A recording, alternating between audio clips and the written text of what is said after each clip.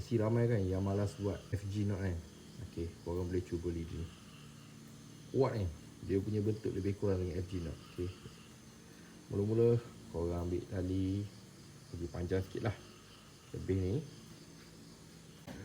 Okey. Ni main line. Ni leader. Korang buat macam ni. Korang buat macam ni. Korang letak sini. Korang belit lebih kurang 10 ke 15 kali.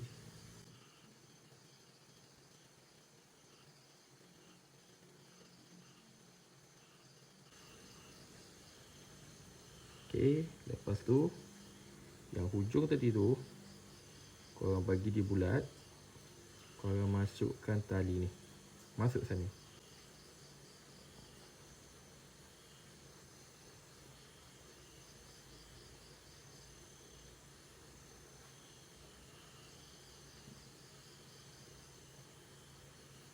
Okey. Dia akan jadi macam ni. Korang gigit sini, korang pegang sini. Korang tarik korang punya main line. Yang ni korang biar je. Okey. Lepas korang tarik tadi, dia akan jadi macam ni.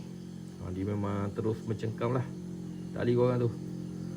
Kalau korang tengok menggerutu ni, korang pegang yang ni pula.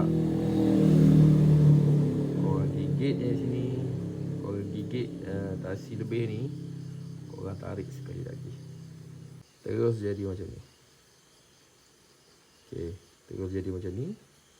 Korang just simpu macam FG knot. Korang nak potong terus pun tak ada masalah ke. Macam ni. Macam ni hasil dia. Lepas tu nanti korang lilit lah. Korang bagi cantik sikit. Ini aku buat simple je ni. Cara nak bagi dia punya jerut tali ni. Ini cara mudah lah. Selain FG knot.